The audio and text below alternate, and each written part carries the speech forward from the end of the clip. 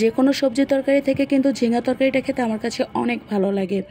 এই ঝিঙা তরকারিটা যে কোনো মাছ দিয়ে এবং একটু আলু দিয়ে যদি মাখা মাখা রান্না করা হয় সেক্ষেত্রে কিন্তু খেতে অনেক ভালো লাগে।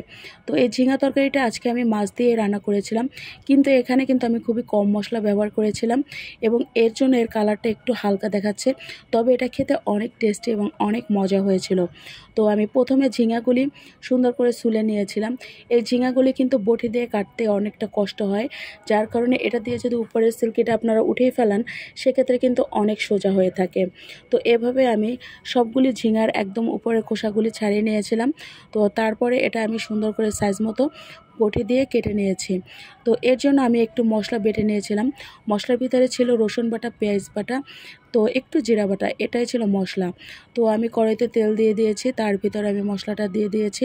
এর ভিতরে কিন্তু আমি কোনো কাঁচা পেঁয়াজটা ভেজে তারপরে ব্যবহার করি নাই, সম্পূর্ণটাই বেটে দিয়েছি। তো মশলাটা যখন হালকা ভাজা হয়ে গিয়েছে ঠিক তখন আমি এর ভিতরে অল্প একটু হলুদের গুঁড়া দিয়ে দিয়েছি এবং অল্প একটু মরিচের গুঁড়া দিয়ে দিয়েছি, কারণ এই ঝিঙা তরকারিটা কিন্তু ঝাল হবে একটু কম, কারণ ঝিঙা তরকারিতে একটু ঝাল দিলে কিন্তু বেশি ঝাল ঝাল হয়ে যায়। তো এখন আমি এর ভিতরে পরিমাণ মতো পানি দিয়ে দিয়েছি। তো তারপরে মশলাটা আরও আমি ভালো মতো কষিয়ে নিচ্ছি এবং এই যে দেখুন ঝিঙার সাইজটা আমি একটু বড় করেই কেটেছি, কারণ এটা আমি যখন রান্না করব তখন কিন্তু এটা গলে অল্প হয়ে যাবে। তো মশলার ভিতরে আমি আলুটাও দিয়ে দিয়েছিলাম। তো আলুটা যেহেতু সেদ্ধ হতে একটু সময় লাগবে, এই জন্য আলুটা আমি আগের থেকে হাফ সিদ্ধ করে নিয়েছি। তো তার পূর্বে আমি কিছু মাছ ভেজে নিয়েছিলাম। তো এখানে যে মাছটা দেখতে পাচ্ছেন এটা হচ্ছে বাটা মাছ। তো এই বাটা মাছটা আমার কিন্তু খেতে অনেক ভালো লাগে, কিন্তু এই বাটা মাছে কিন্তু প্রচুর কাঁটা থাকে। তো অলরেডি আলুটা একদম সুন্দর হাফ সিদ্ধ হয়ে গিয়েছে, মশলাটাও ঘন হয়ে আসছে। ঠিক এখন আমি এর ভিতরে সেই কেটে রাখা ঝিঙ্গাগুলি দিয়ে দেব।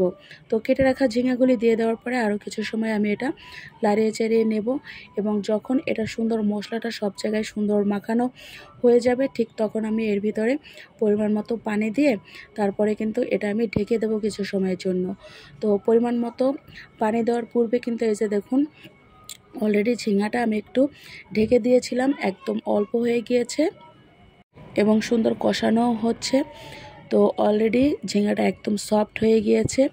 এখন আমি এর ভিতরে 2টা কাঁচামরিচ দিয়ে দিচ্ছি, কারণ এই তরকারিটা খুব অল্পতেই কিন্তু ঝাল হয়ে যাবে।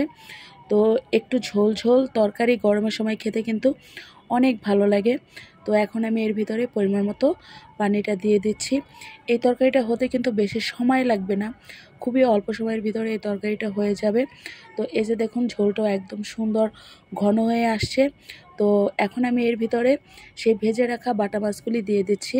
এই বাটা মাছগুলির সাইজটা একটু বড় ছিল এবং এটা কিন্তু খেতে আসলে অনেক টেস্টি। আপনারা বাজারে পেয়ে থাকলে অবশ্যই কিনে খাবেন, ভালো লাগবে। তো অলরেডি মাছটা দেওয়ার পরে আমি কিছু সময় ঢেকে রেখেছিলাম।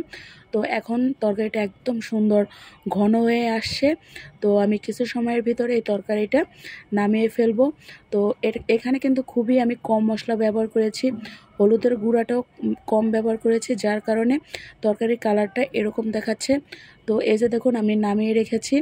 তো এত সুন্দর কালার হয়েছিল, তবে এই তরকারিটা খেতে আমার কাছে অনেক ভালো লেগেছিল। তো আপনারাও বাজারে ঝিঙা পাবেন, তো এভাবে মাছ দিয়ে রান্না করে একবার খেয়ে থাকবেন, অবশ্যই ভালো লাগবে।